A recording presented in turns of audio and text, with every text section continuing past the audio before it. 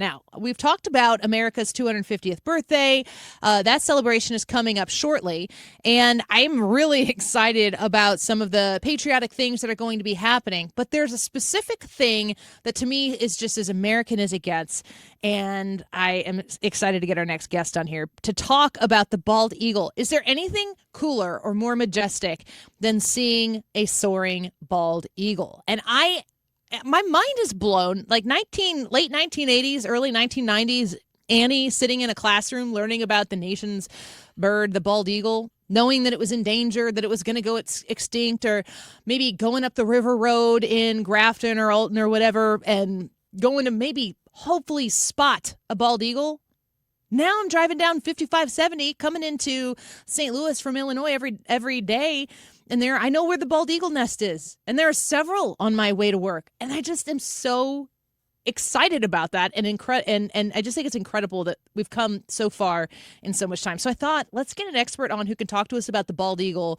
So we're going to speak with Roger Holloway, the executive director of the World Bird Sanctuary. You can go to worldbirdsanctuary.org to learn more.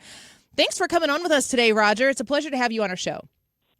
Oh, thank you so much. It's great to be with you. So I want to give you the opportunity to talk a little bit about the bald eagle. Like I was saying, I was born in the early to mid 80s and raised in the 90s, of course. And I guess I thought for a while that maybe bald eagles were going to go extinct. And it seems as though in that amount of time, there's been a lot of success in making sure that didn't happen.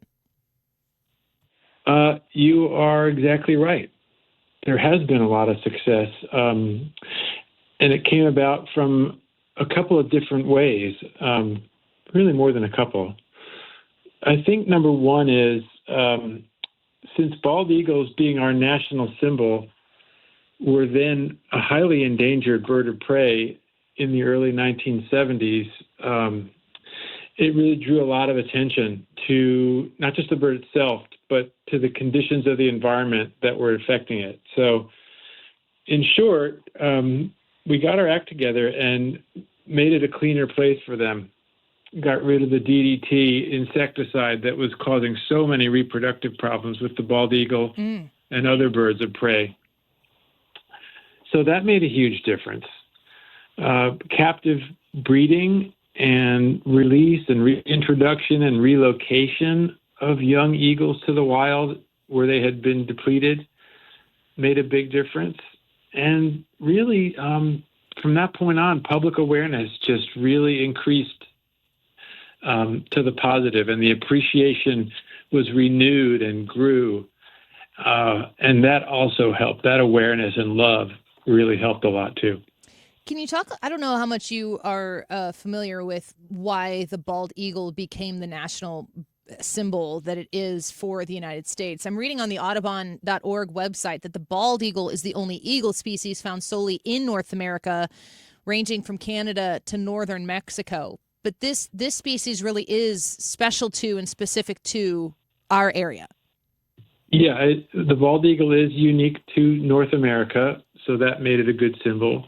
It does share much of that range with the golden eagle, but the bald eagle was one that I think was a little bit more prevalent for the early settlers of the East Coast along the shorelines and the freshwater lakes and rivers. So it was a unique bird for them coming from Europe. And I think with its white head and tail as an adult bird, it's a very distinct bird and very majestic in that appearance. And I think that's one of the reasons, is just its majesty and its abilities to soar high above all else made it a good symbol. But a lot of that same research will show that Benjamin Franklin was really pushing for the turkey. Wow. I don't know. That might have changed the course of American history, the turkeys. It definitely could have. I tell all the Boy Scouts who work on their Eagle Project that had he been more persuasive, they could have been going for the rank of Turkey Scout. Doesn't have the same ring to it, does it? No, it seems like you'd be mastering other skills to be a turkey scout. We're speaking with Roger Holloway, the executive director of the World Bird Sanctuary, worldbirdsanctuary.org, if you want to learn more about the sanctuary. Just in light of America's 250th birthday, I just love the bald eagle. I think it's an incredible animal. I get excited, strangely excited, every time I see one. I don't know. It's almost a driving hazard when you're driving up the highway and you see one. You got to see it for as long as you can. One of the things that I find very interesting about bald eagles is that they, generally speaking, mate for life. Can you talk to me about how, is that rare for birds? Is that common for birds? It's probably a little more common for many of your birds of prey, certainly eagles. And yeah, we see Canada geese and swans and certain birds like that. So there's plenty of different birds that mate for life.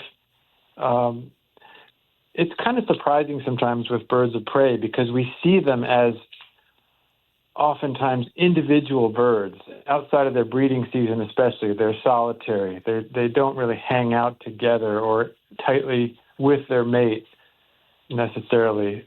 So then for them to mate for life is really cool. And then when you get to see them at the nest and the nest building activity in preparation for the eggs to be laid is really great. We see them in a little bit more peaceful repose when they're, high-level predators, and all of a sudden here they are being caring and nurturing.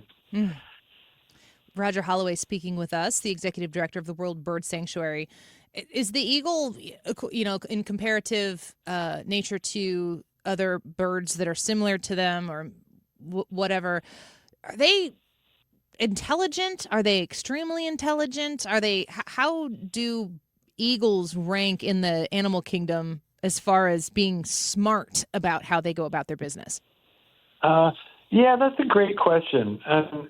A lot of it has to do with, what do they need to perform and accomplish in their natural environment and surroundings? Where does their intelligence really need to be emphasized? Broadly speaking, birds of prey are thought to be fairly intelligent compared to many others, but,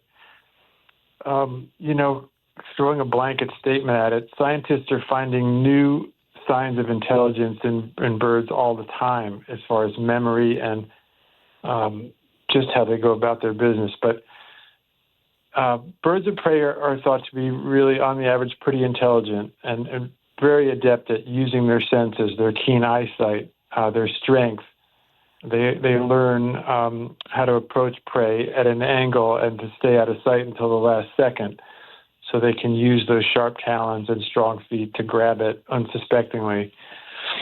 So that's where their intelligence lies, and they're very good at observing their surroundings. They're very good at being patient and watching and waiting for opportunities for food rather than flying all over the place for something that might not show up. So that's how I'd say their intelligence shows up. Not like we see ravens and crows and parrots. Those kinds of birds show intelligence by their mimicry, and we think of them as very smart with being able to talk or mimic human speech, which is really cool. Mimicry is an important intelligence characteristic for survival. They mimic?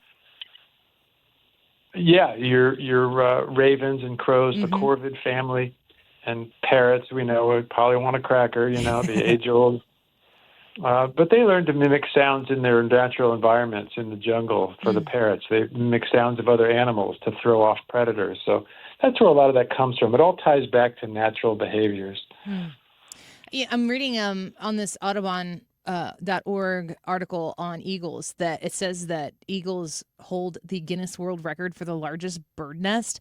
It says the record setter was built in St. Petersburg, Florida, and ran 10 feet wide and 20 feet tall while weighing more than 2 tons. It is amazing to watch any bird build a nest, but these eagles' nests, man, they're like full-on homes. They're like mansions for birds. Yeah, bald eagles definitely earn that high rank of biggest nest builder because they add to the nest every year. They line it with pine boughs, and because those are natural insecticides, so the nest mites and the feather mites don't overgrow. What's also really cool is that in building those big nests, they get so big and tall, as you described, that other birds are nesting in the eagle nest. Oh, really? It creates pockets and holes They're and like natural landlords. cavities. And so the bald eagle has created this big timeshare opportunity. No wonder it's in Florida. That makes sense. Yeah. Roger Holloway with us. Before we let you go, just can you give us a little bit of your thoughts or the details on how threatened was the bald eagle at one point, and how prevalent is the bald eagle today in 2026? Yeah, those are great figures to know. Generally, by around 1972, at the time of the Endangered Species Act, there was only about 400 nesting pairs of bald eagles in the lower 48 states. Wow. They had maintained good populations in Alaska and for the most part in Florida. We don't think of bald eagles being in Florida too much, but you mentioned that nest in St. Petersburg. But bald eagles just live wherever there's water. They're a sea eagle. Generically, they're a sea eagle living around water. Only 400 nesting pairs in the lower 48. So at that point, with the protections in place and the captive breeding, their population began to rebound right away. So it was only 20 or 25 years later, there were more than 10,000 pairs of bald eagles in the lower 48. Oh. So, and just two other quick numbers. In Missouri, in the early 80s, we had basically one or two pairs left. Now today in Missouri, we have over 600 nesting pairs. That's incredible. Wait, so just That's so why I hear you're that, seeing them on your drive. I know, I'm so excited every time. Did you say in Missouri you had one or two nesting pairs? So 2 or 4 eagles? Yeah. Well, you would see more seasonally in migration. They would come into the state and then leave and go north again. So we had a good wintering population, but the breeding population was really down. So, yeah, you had one or two pairs in the early 80s, and now you've got over 600. Oh, that's so incredible. Well, good for you, Eagles. It's a great comeback. It is a great comeback. They came off the endangered species list federally in 2007.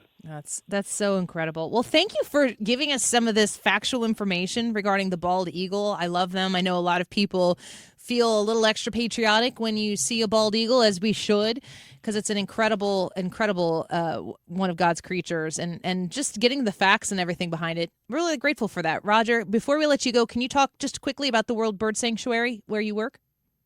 Sure. Yeah, World Bird Sanctuary is out here in Valley Park. We're next door neighbors to Lone Elk County Park, and we're open daily for visits. It's $5 a person. There's over 30 exhibits to see here, including bald eagles. We offer a variety of programs and guest experiences, too. So it's a great place to learn about birds of prey and birds in general and the environment. And we really would love your support.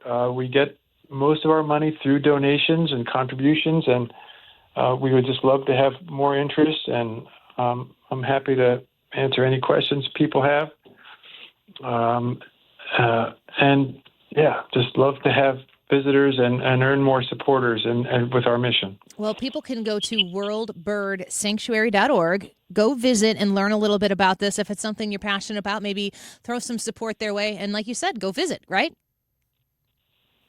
Exactly. Okay. Well, Roger Holloway, thank you for being with us today, and we look forward to maybe talking to you again soon about the eagle population, maybe some other cool things that you have there at the World Bird Sanctuary. Yeah, well, keep in mind, in September, we've got International Vulture Awareness Day, so we can't forget about them. September. Let me clear my schedule, Roger. Thank you for that. Well, vultures deserve some credit. Vultures deserve credit. That should be a bumper sticker. I love it. There you go. Talk to you soon, Roger. Thank you so much. Okay. Bye-bye. Thanks for your time. worldbirdsanctuary.org. Vultures deserve some credit. And the bald eagle, man. Don't you just love a good bald eagle? They're so majestic. And like I said, anytime I learn more, I'm not really like a big animal person. My family is, my husband is. I call him National Geographic, just like as his name. When the kids ask me what kind of bird it is, I'm like, that's a brown bird. And then they're like, should I ask Dad? And I'm like, you should have known that from the jump.